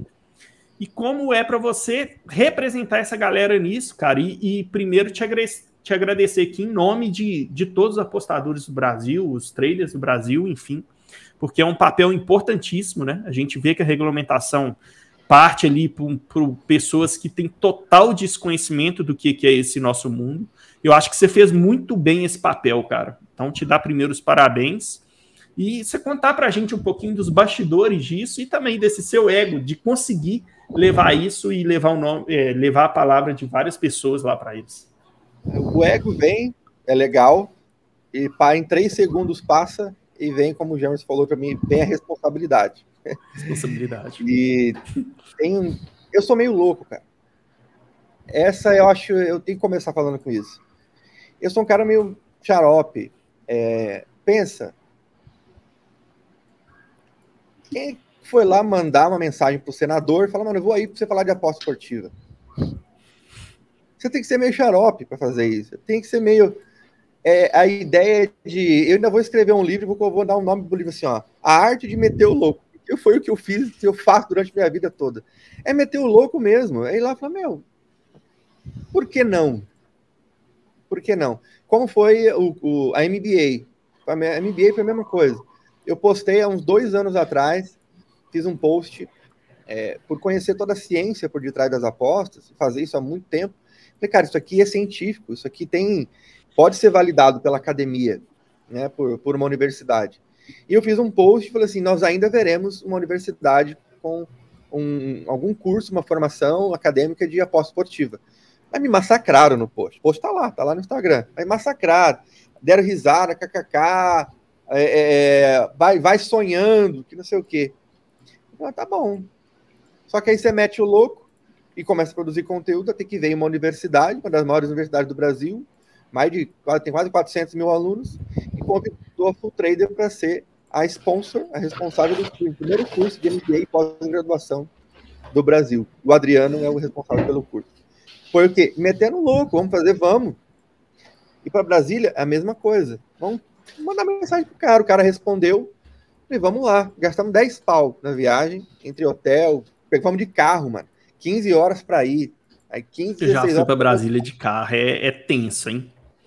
Peguei uma estradinha ruim pra caramba para ir, assim, para voltar foi um pouco melhor, saímos para andar lá, um sol engraçado, assim, cara, de 3 horas, 2 horas e pouco embaixo do sol, a gente queimou todo. Tipo, meninão, né, mano? Não tá acostumado, não tem uma sombra no lugar, cidade toda plana. E quando a gente chegou ali antes, no dia anterior, né, falando de bastidores, a gente começou a andar pelo local para saber onde é que a gente ia, né, para não se atrasar, nada. E a gente andou, cara, por dentro de tudo ali, falando com segurança aqui, segurança ali, pá. E na hora do dia a gente entrou lá no Senado e todos os caras que você vê na TV, ali, nas plenárias, pá, os caras tudo ali, circulando no corredor. É aquele ambiente mesmo que a gente vê ali na TV. Passamos ali por algumas salas, os caras em plenária discutindo temas, brigando, pá, aquela coisa toda, igualzinho ali. Fomos extremamente bem recebidos pelo time do senador. Quando eu falo extremamente, é extremamente mesmo. Desde as instruções para a gente entrar, quando a gente chegou, a gente não ficou esperando um segundo, cara. A gente chegou, o cara já foi na porta, já recebeu a gente, já colocou, como água, senta ali. O senador já estava ali trabalhando, recebeu a gente bem. Pensa, um cara parar 2 horas, ele parou o que ele estava fazendo, 2 horas, para dar atenção total para a gente. Enquanto a gente montava o equipamento, ele ali trocando ideia com a gente, falando, perguntando um monte de coisa, e pá. A equipe dele vindo conversar com a gente, pá, fazendo, eles filmaram os bastidores também. E então a gente ficou muito grato primeiro por ser bem recebido, né? Ou foram ouvir a gente. E ele deixou claro e foi humilde dizer pra gente, falou assim, Ricardo, isso aqui vai ser para mim mais um aprendizado do que um podcast. Porque ele deixou claro, falou, cara, a gente não entende, é muito novo isso aqui. Porque a gente sabe que tem que regulamentar. A galera é contra isso, regulamentar, mas não é nem que eu sou contra ou a favor. Cara, não tem jeito. Vai regulamentar. Não adianta discutir se tem ou que não tem. Eles vão regulamentar uma hora ou outra. O jogo agora é entender, mostrar para eles qual que é a melhor forma. E aí fui falando para ele várias coisas. E ele anotou, cara. Ele anotou e mandou mensagem ali em WhatsApp para o time dele para discutir aquelas coisas. A aposta esportiva é diferente de loteria. Expliquei para ele ali, depois em off também ele fez algumas perguntas sobre isso. Falei para ele sobre o custo da licença. Falei, cara, uma licença aí de 20, 30 milhões é muito caro, vai virar vai ter baixa concorrência.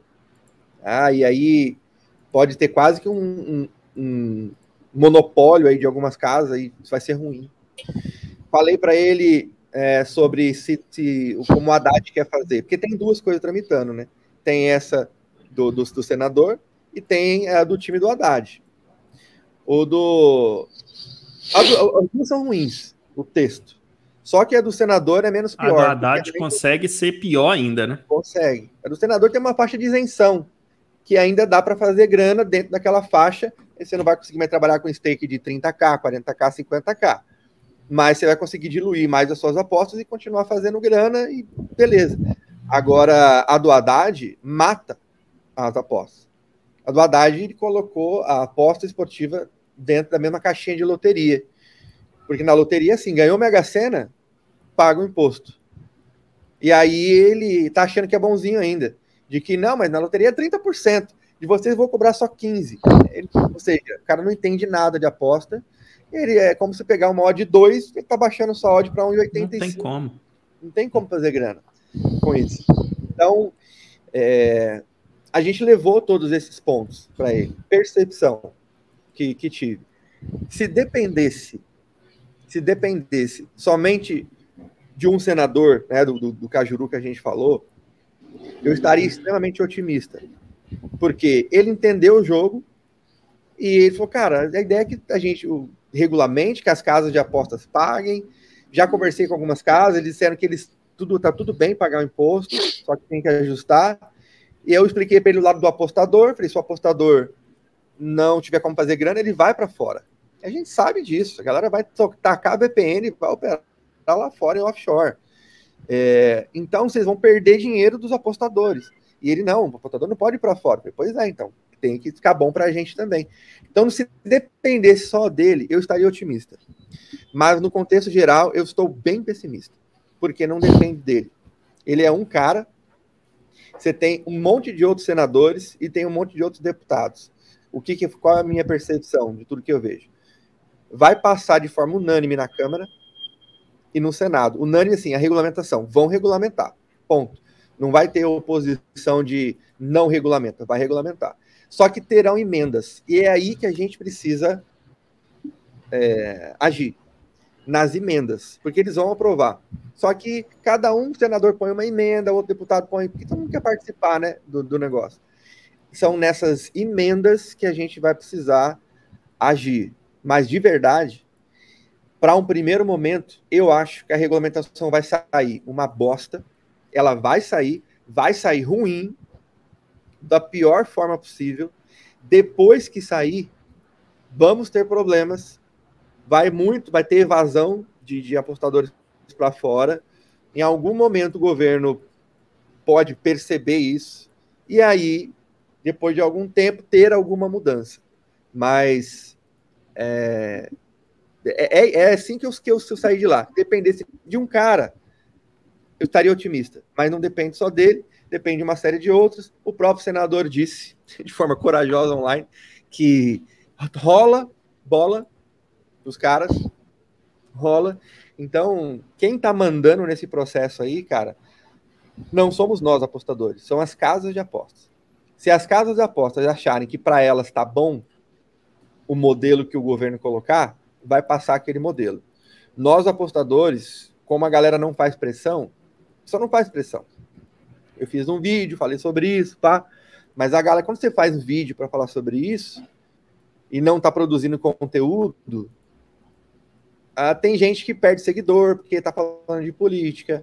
E aí a galera não fala. Tem pouca gente focando nisso, de verdade. Então não tem pressão. Não, tem gente que é um absurdo, Ricardo. Eu vi gente criticando porque você foi falar com o Cajuru. Mas, cara, eu vou falar ligado? com quem?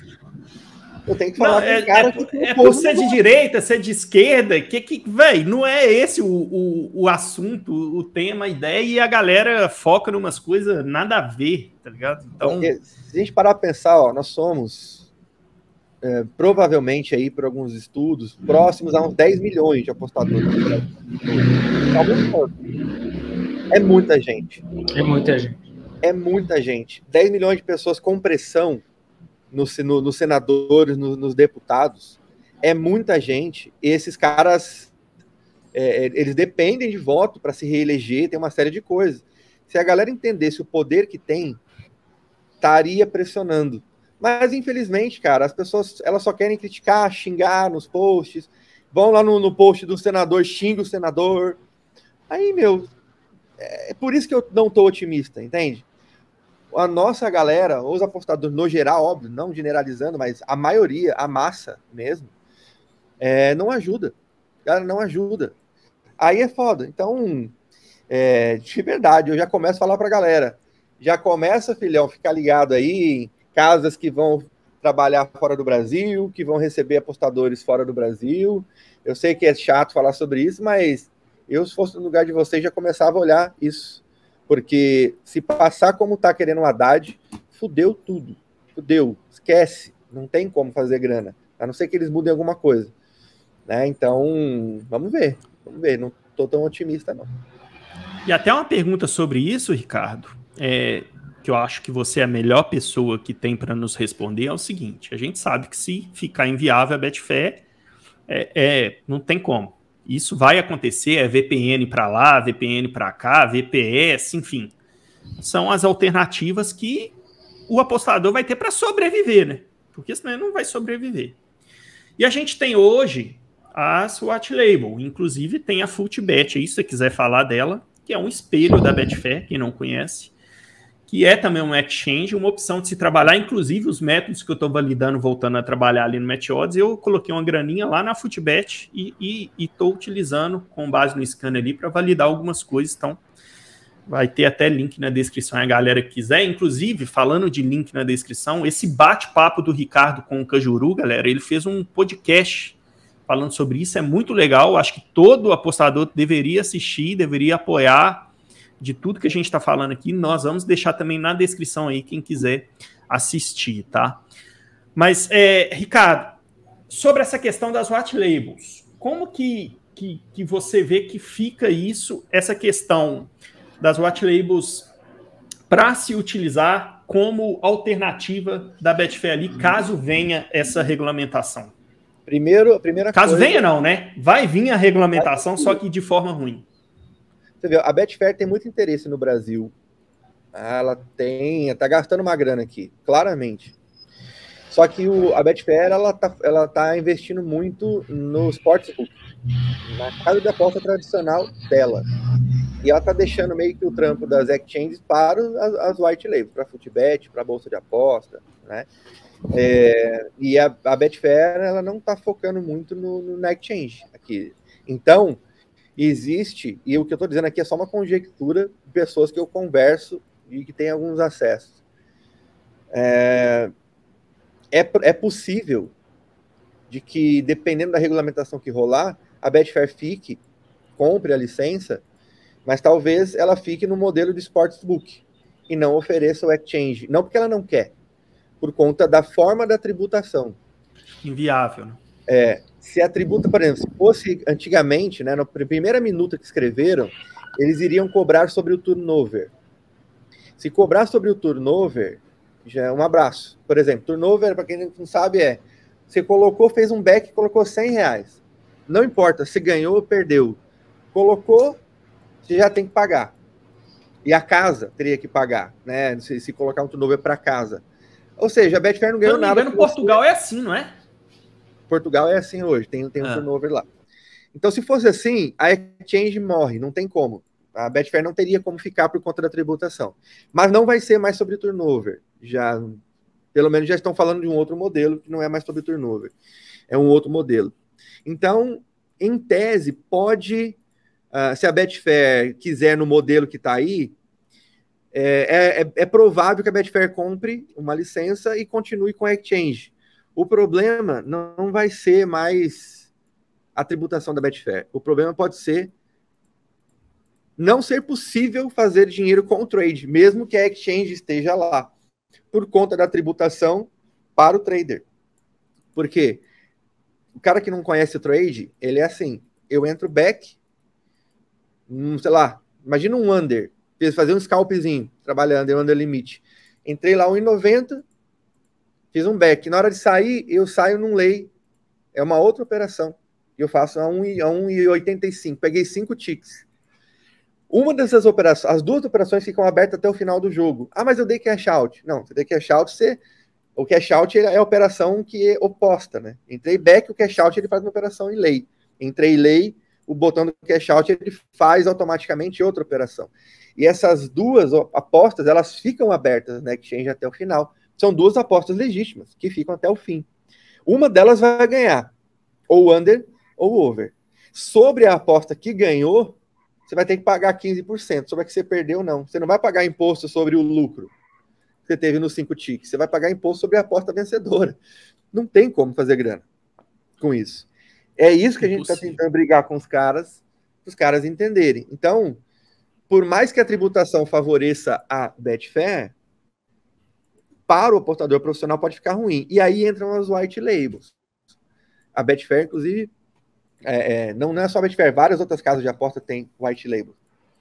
As white labels, se tivermos uma situação ruim no Brasil, as white vão rolar fora do país. Vai ter que trabalhar com VPN fora do Brasil. E ter que dar um jeito de mandar esse dinheiro legalmente, né? Você não pode incentivar invasão de divisa, nada disso, mas legalmente. Só que legalmente vai compensar. Por quê? É como eu vou para os Estados Unidos hoje. Vou levar quanto? Eu vou levar $10 mil, R$10 mil. Declara a grana, ó. Tô pegando vou comprar dólar. Vou mandar uma remessa, vou entrar lá no remessa online e mando uma remessa de dólar. Eu morei em Orlando durante 2 anos. Eu pegava a grana daqui e mandava para lá, legalmente. Declara a grana e manda. Você paga lá o IOF e tudo, e beleza, pronto, a grana tá lá fora, faz a sua aposta lá fora, como se você tivesse ido para Vegas. Tô indo para Vegas, apostei em Vegas, ganhei o dinheiro em Vegas, tô trazendo dinheiro pro Brasil. Na hora que você trouxer o dinheiro pro Brasil, você paga lá o imposto que o governo pede, só que aí eu tô pagando imposto sobre o meu lucro. Não é imposto sobre a aposta. Então, eu falei isso para o senador. A galera que trabalha de verdade com aposta, eles vão em massa para fora. Vão operar nas white labels de fora em massa. E não tem como o governo... Não, eu vou inibir. Não tem como.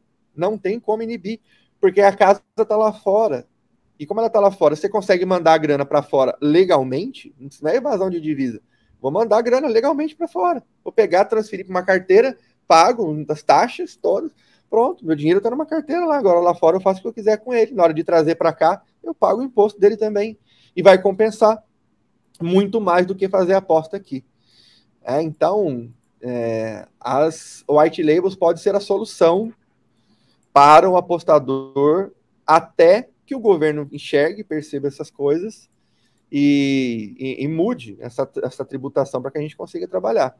Tem cara fazendo aposta, tem casas, cassinos sendo abertos dentro de jogos em metaverso. Já tem cassino dentro do GTA e já tem exchange lá dentro. O cara vai pagar com coins, mano, com moeda. É irrastreável, não tem como. Por conta de moedas de bitcoins, por exemplo, imagina, você pega um bitcoin e joga numa carteira. A partir daquele momento, ninguém rastreia mais a grana, mano. Não tem como. Você vai, o cara pega, opera numa exchange que aceita depósito via bitcoin em qualquer lugar, saca, joga pro bitcoin de novo, saca aqui no Brasil. Não tem como o governo controlar isso. Então, a melhor forma do governo fazer deixe os apostadores fazerem grana. Porque a gente fica aqui, fica todo mundo aqui. É só eles diminuírem um pouquinho o olho sobre a nossa grana. O olho grande, né? Porque, para finalizar isso aqui, o governo, e é isso aqui que me deixa um pouco pessimista. O governo vai fazer dinheiro de qualquer jeito. De qualquer jeito. E vai fazer muito dinheiro. Muito dinheiro, muito dinheiro. Mesmo que seja impossível para o apostador fazer grana, o governo vai fazer. Por quê? Porque a grande massa não tem noção nenhuma de valor esperado. Eles não sabem que esse negócio aqui não dá para fazer grana com essa taxa. A galera joga para acertar. O pessoal não joga com método. Eles não apostam com metodologia de longo prazo. O pessoal aposta para acertar o resultado. Aí quando acerta o resultado, ganhei. Cobrou imposto. Mas ganhei dinheiro. Não, continua apostando, que é só questão de tempo você perder, não tem como. Você está pagando para apostar. Só que a galera não sabe, a massa não sabe. E eu vou dizer outra coisa para vocês. Eu duvido que alguns influenciadores coloquem a cara na internet e digam claramente isso aqui, gente. A galera que trabalha em casa de aposta tradicional, por exemplo, aí, pessoal. Gente, não vai dar para fazer mais dinheiro com aposta com isso aqui. Eu duvido. Os caras vão continuar, porque o público da galera lá no geral é o pessoal mesmo sem instrução, é o pessoal que não quer estudar, né? Enfim, a galera sabe. O tal do... É o recreativo, né? Vamos dizer assim. Exato. E aí, enfim, o governo vai continuar a fazer grana.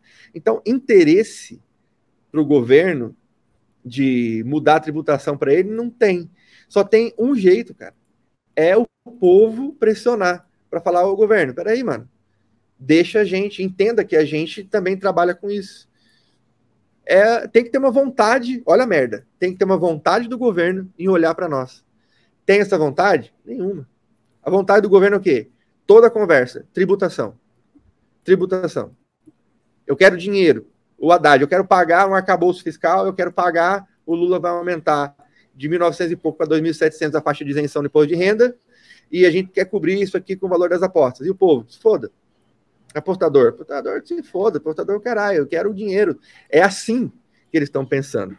Só que é o povo, os apostadores, mais 10 milhões, não faz pressão? O cara não fala sobre isso? Você faz um post, fala compartilha, os caras não compartilham. Tem a quantidade de influenciadores que tem no Brasil, se todo mundo parasse um dia para falar, uma semana, todo dia, a gente vai marcar um deputado, vamos marcar um senador e vamos falar com o cara, olha para cá, olha para nós, pega esse documento, todo mundo. Eu imaginou 10 milhões de pessoas enchendo o saco dos caras no direct, nos posts, não tem como não incomodar. Mas a galera não faz. Eu só fazer isso aqui sozinho, ou vocês fazendo daqui, o outro dali, não tem força. O influenciador, ele não tem força nenhuma. Quem tem força são as pessoas. Só que a galera acha que não vai dar nada. Na hora que der, e der ruim, aí pode ser tarde demais. Então, é isso, mano. Tá tenso. Tá tenso. E é complexo, né, Ricardo? Porque tem várias pontas aí para ser ruim, sabe? Se a gente for pegar de fora e analisar e ver, cara, a dificuldade disso regulamentar e ser bom, ela é imensa. Eu tenho um medo que é o seguinte, muito o que o Cajuru falou lá na entrevista mesmo. Ele admitiu ali, e é uma coisa que todo mundo já sabe, né? Que tem as caixinhas que são pagas ali, né? E eu tenho medo até de um quesito, cara. As casas de apostas maiores trabalhar em cima dessas caixinhas aí e monopolizar o mercado. E dependendo da forma... Pois é, e é bem possível que isso aconteça. E é outra coisa. Então, assim, são várias pontas ruins para acontecer de forma ruim essa regulamentação. Então, vamos torcer... Sabe por que eu acho que está rolando isso aí? Por conta do valor da licença. Quando você pega um valor da licença e coloca lá 30 milhões, isso já é monopolizar. Sim. Porque quem vai pagar? Só quem é gigante. Absolutamente gigante. Então, você vai ter as gigantes que estão no Brasil, que vão pagar, e os outros não vão. Então, as gigantes se reúnem, a associação fala, ó, a odd vai ser tal, não passa daqui. Sim. Quem manda é a gente, se foda no resto. E olha uma outra coisa louca aqui, ó. A Betfair Exchange, ela é persona não grata no Brasil, para essas casas. Por uma razão muito simples. Pensa comigo. Você tem uma casa ali que está com a odd, sei lá, num back Chelsea a 2,4, 2,04. Aí vem uma exchange e mete a odd a 2,20. Aí você pensa, mano, quem é o doido que vai apostar 2,04 se eu tenho uma odd a 2,20? Ah, mas tem comissão, tá? Mas mesmo com a comissão, ainda vale a pena você apostar na exchange. Porque como o formato de ganho da exchange é diferente, não é sobre juice, é sobre comissão, eles conseguem dar odds melhores. Então, até nisso, a pressão de lobby das casas vamos criar uma regulamentação que foda com a Betfair. Porque se ela não tiver exchange, não vai ter esse negócio de tem odds melhores. Não, odds melhores tá aqui. É foda, mano. É foda. Não é fácil a gente ter que aceitar regras que são criadas por gente que não entende nada do que tá fazendo sobre as apostas, de um governo que está querendo grana e não tá olhando pra gente, e de lobistas que querem monopolizar o jogo. Então, eu não consigo ficar otimista nesse cenário, entende? Por isso que eu falo pra galera, mercado offshore é onde a galera vai acabar indo, vão meter VPN e vão trabalhar fora do Brasil. É isso, infelizmente. E o objetivo do governo, que é o de arrecadar, pode ficar de lado por conta de vacilo deles mesmos nesse quesito, né? Mas é legal, Ricardo. Como eu disse, foi muito legal ver alguém fazer isso pela comunidade, foi legal. O podcast ali é bem bacana, a gente vê mesmo realmente o Cajuru engajado ali e tentando realmente aprender sobre, mas é como você disse, né? Não depende só de um senador, depende do Congresso todo para ver o que vai acontecer. Vamos ficar na torcida e tentar fazer nossa parte, né? Que é tentar ajudar nesse quesito. Bom, cara, vamos chegando aqui ao final do podcast. Eu queria só te agradecer mesmo. Ali, você tem mais alguma coisa para apertar o Ricardo aí? Mas nós já estamos meio no limite do tempo do homem aqui, que o tempo do homem está apertado. Mas você queria fechar mais alguma coisa? É isso. Só da minha parte agradecer eu, Ricardo, por disponibilizar o tempo, a gente trocar uma ideia, a gente sempre aprende, cara. De alguma maneira, talvez não diretamente no mercado ali, mas aprende sobre outras coisas que envolvem nosso mundo aí, né, cara? Obrigado mais uma vez por estar aqui. Um dia a gente marca um papo aqui para a gente aprofundar mais em técnica, né, em mercado. Eu sou apaixonado por estudo de mercado. Eu costumo dizer que eu não trabalho futebol. Tem gente que fica doida com a gente nas lives, quando eu falo, quem é o técnico do time e tal ali? Às vezes a gente olha e fala, esse aqui é o primeiro jogo, é o segundo. Caralho, mano, você trabalha com futebol e não sabe? Eu falei, não, mano, eu sou igual. Eu trabalho com probabilidade, eu não trabalho com futebol, eu não sei o nome Tem time que não tem nem a cor da camisa. Eu trabalho com número, com probabilidade. Então, eu gosto muito de mercado, análise de mercado. E um dia, se vocês estiverem de boa, vocês me chamam, a gente troca uma ideia sobre mercado, sobre aprofundar odd, né, correlação de mercado com outros aí, é muito da hora também. Mas isso aí a gente também ouve a galera falando também todo dia, o tempo todo. E essas resenhas aqui são importantes, né, de trazer novas... falar sobre coisas que a gente não costuma falar no dia a dia. Então, eu espero ter ajudado, contribuído. Peço desculpa para a galera aí por se falei demais em algumas coisas, geralmente eu sempre falo. Mas é isso, foi um prazer, contem comigo. Se quiserem entender um pouco mais dessa loucura, que é essa epifania minha aí, se quiser ficar meio doido comigo com análise de dados, acompanha lá também nossas mídias, @fulltrader lá no Instagram, vai ser um prazer recebê-los lá. Boa. Exatamente, vai ter todos os links do Ricardo aí na descrição, tá, galera? Então, vocês fiquem à vontade, eu tenho certeza que pode contribuir muito para o crescimento de vocês aí como profissionais no mundo das apostas e do trade esportivo. E Ricardo, só para fechar um pontozinho aqui, teve um dia que eu e a Lê tava trocando uma ideia meio louca ali no Discord que a gente trabalha e analisando essa questão de dados e tal. Você já imaginou? Deixa só para a galera pensar aí.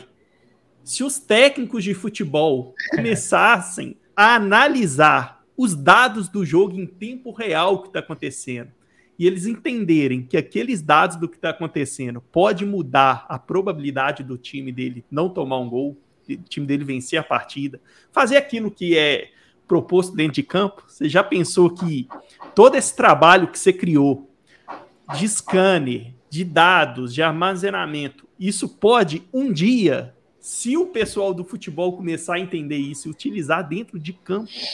Então era um assunto meio louco que a gente estava tomando. A gente não sei se você já pensou nisso.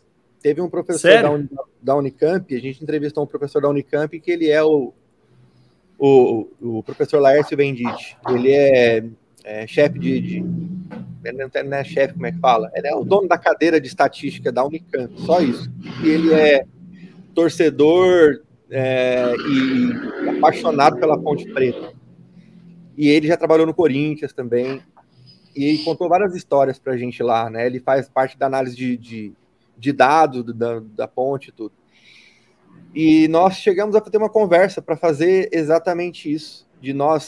Ele meio que pediu acesso aí à nossa base de dados para fazer análises dos dados, para, através desses dados, ajudar o time a entender qual é o melhor comportamento que aumenta a probabilidade dele vencer. Muito a região do campo, né? Que aumenta a probabilidade do gol, uma série de coisas. Então, cara, dá para fazer muita coisa. Isso que eu falei, é a arte de meter o louco. Você tem que... será? Não tem será. Vai lá e faz. Então, eu não tenho dúvida que seria incrível para um treinador, né? Fora da caixinha. Um cara que tem que pensar fora da caixinha para fazer isso aí. Foda demais. Enfim, galera, vamos bater nosso tempo aqui. Foi muito legal. Agradecer de novo o Ricardo. Depois a gente vê se a gente marca outra coisa para falar mais dessa parte de mercado. Eu acho que tinha muita coisa para a gente conversar. Eu separei um tanto de tópico aqui. Eu acho que eu não fiz nem a metade do que a gente poderia. Mas é porque realmente tinha outros assuntos que seria legal para esse primeiro bate-papo. Vamos ver se depois a gente consegue marcar outro para falar mais de mercado mesmo. E te agradecer mesmo, viu, Ricardo? Muito obrigado pela sua disponibilidade aí. Eu sei que seu tempo está corrido aí, vários projetos andando junto, mas separar um pouquinho do seu tempo para trocar essa ideia aqui com a gente acrescenta muito para a gente, para a comunidade, enfim, para o nosso mercado como um todo. Valeu demais mesmo. Ale também, obrigado por mais esse bate-papo aqui com a galera. E, galera, esse boteco é um oferecimento da Betfair. Se você não tem conta, tem um link aí na descrição. Se você quiser criar sua conta aí, vai ser muito bem-vindo. É assim que vocês nos ajudam aí com os conteúdos gratuitos que são disponibilizados aqui pelo clube. Valeu, Ricardo. Valeu, Ale. Forte abraço para todo mundo. Tamo junto e até mais. Valeu.